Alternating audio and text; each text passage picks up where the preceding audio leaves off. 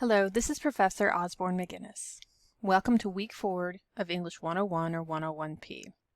Today we're going to be talking about writing successful paragraphs and the formal conventions of writing, all of which you will need to apply as we move forward with this class. There are 5 steps to writing a successful paragraph, and these are essentially body paragraphs, but for right now they're going to be the answers in your journals. So the first step you do is introduce your idea. And in the case of writing your journal questions, you're going to restate that question. You're going to restate it but not repeat it. And you will also restate it and include your answer. So essentially you're just going to answer that question in one sentence.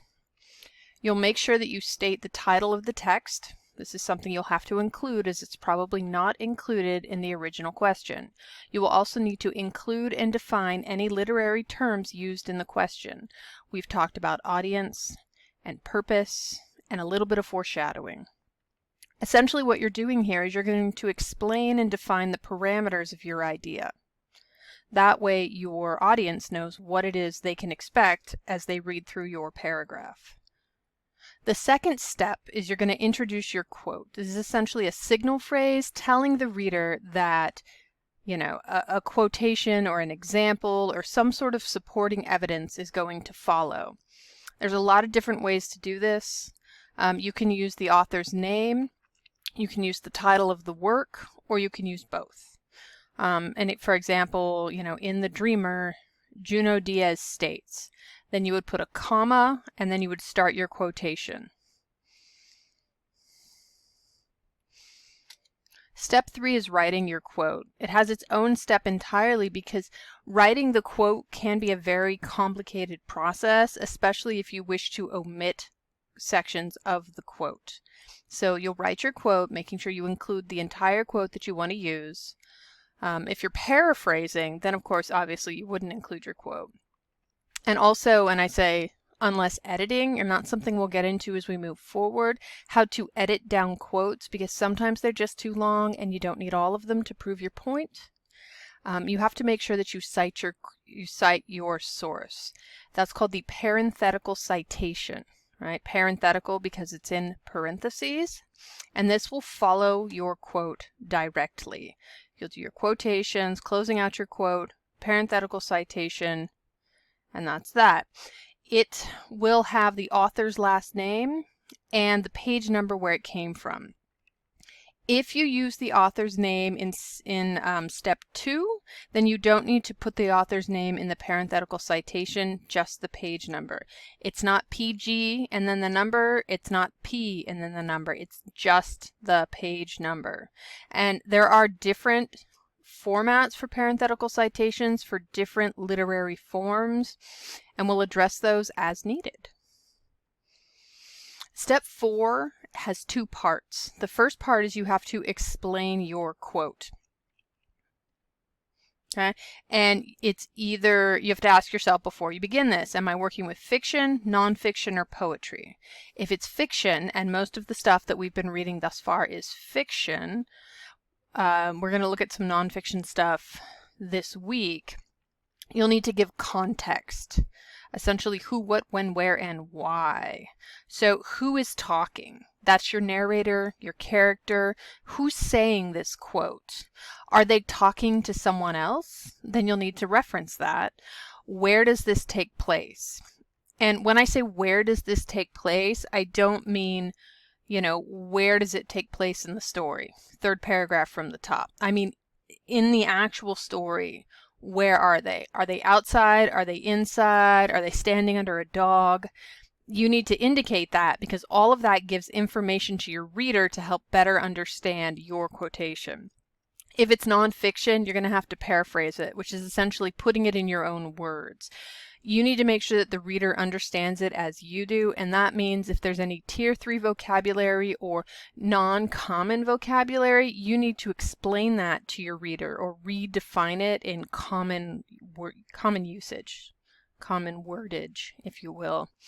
If it's poetry, you're going to have to paraphrase again, and you'll put it in your own words. Essentially, you're just going to tell the reader what it means or how you interpret that particular piece of poetry.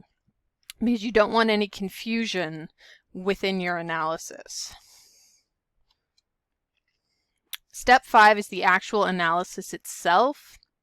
Excuse me, step 5. Step 4B is the actual analysis component itself. And this is where you connect that quote to the topic sentence. You very directly explain to the reader how it is that that piece of evidence proves your topic sentence.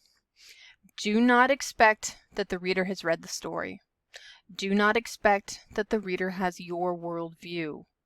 You need to make them understand it as you understand it. Okay, essentially what you're doing is telling the reader how this quote supports or demonstrates what you asserted in that topic sentence. And step 5, you're either going to transition or conclude. There's a couple different kinds of transitions. For example, maybe you're using more than one piece of evidence in your paragraph. In that case, you're going to want to transition to another quote that supports your idea. So you can use words like additionally, furthermore, or in addition. The answers you're going to write for me this week will not require multiple pieces of evidence, so don't stress it. The next kind of transition would be a transition to another paragraph. This is when you're writing multiple paragraph responses. For example, an essay. Essentially, what this is you kind of lasso your current paragraph while grabbing the next paragraph. It's a stylistic thing. It's difficult when you first try it, but you'll get more familiar with it and it'll become easier. And then finally, if this is a single paragraph answer, you'll need to conclude it. And for this week, you will be writing single paragraph answers. So your 5th step will be to conclude that paragraph. All right, was this essentially to wrap everything up and call it a day. So in conjunction with this sort of formalized step-by-step writing is you now need to apply the conventions of formal writing. Having read through your journal work and having read through your narratives, there's a lot that has to change because you're learning a particular way to write, and there are rules. The first one is that you can no longer use first-person pronouns. You've got to get rid of the I, the me, the us, and the we. You can assert an opinion without saying I believe. No more contractions. Don't, can't, won't, etc. It's all got to go away. Do not, cannot, will not, etc. No more slangs or colloquialisms. I saw this a lot in the narratives, and you've got to get rid of all of it. The reason is that slang and colloquialisms are regional. The way I say things is not the way someone says things, you know, in Florida. Therefore, they may not understand what I'm writing. And you want clarity in your writing. You want someone to be able to understand what it is that you are saying. And because of that, you've got to get rid of all the slang and all the colloquialisms. When you write out your numbers, all numbers 100 and lower need to be written out. You can no longer use the numbers for them. And no more abbreviations. If you're going to write something out, you've got to write it out completely. So here's an example of what a 5-paragraph essay would look like. So this is a a 5-step answer would look like. This is super basic. So that way the steps are noticeable. So the question is, in what war does Krebs serve, and how do you know? Okay, so topic sentence, step number 1. Let me get out the old highlighter here. So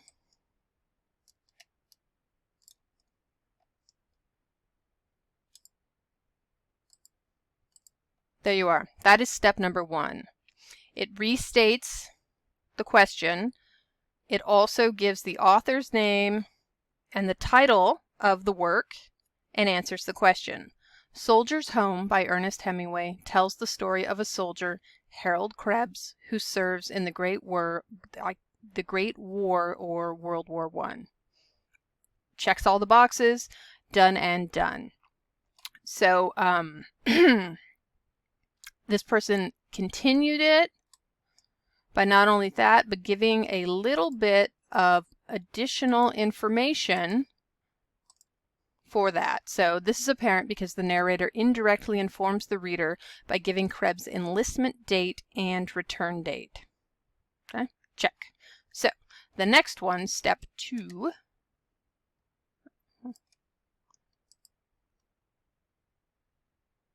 Bright pink.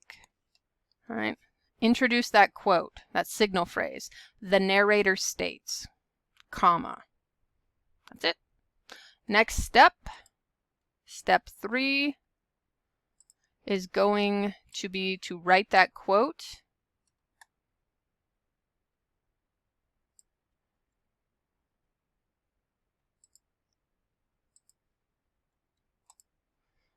He, Krebs, right, notice the brackets. The brackets indicate that the writer has added something that wasn't originally in the quote. And the he refers to Krebs, our main character, Harold Krebs.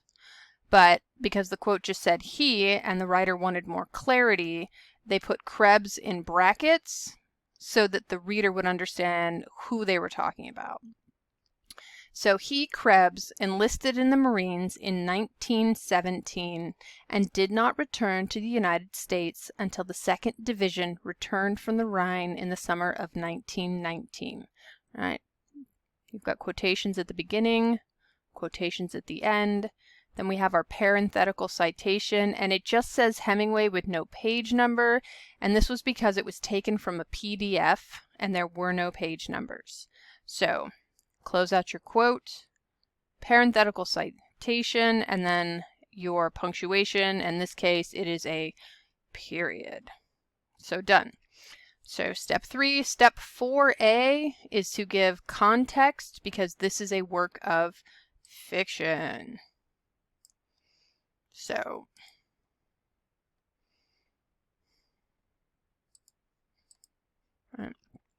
the context is these details are given in the story's introduction when the reader is first learning about Harold Krebs. Right? The way the story works is that stating that it was in the introduction, it's the narrator's words. So you can't really place the narrator in a particular location. So in this particular case, it makes sense to state that it was in the introduction to the story. So it says these details are given in the story's introduction when the reader is first learning about Harold Krebs. Okay? And then the step 4B, right, is to explain how this quote supports this topic sentence.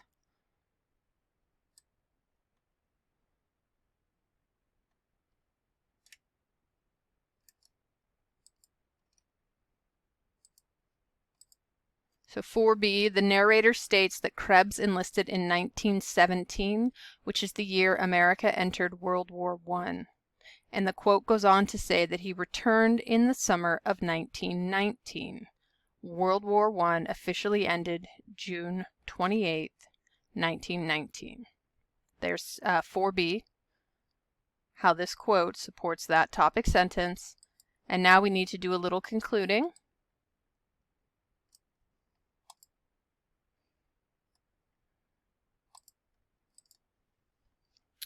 Therefore, the reader can infer that the story, Soldier's Home, was written about a soldier who served during World War I, excuse me. You know, using therefore, right, it relates it back to the topic sentence and it's done. This is a super basic 5-step paragraph. I will give you a template to help you write your answers. Remember, your writing in your journal is practice. So they don't have to be amazing and beautiful, but this is the basis for successful and complete body paragraphs. Make sure you rewatch this. If you don't remember all of the steps, I highly recommend writing them down because you will need to do this multiple times for every single essay.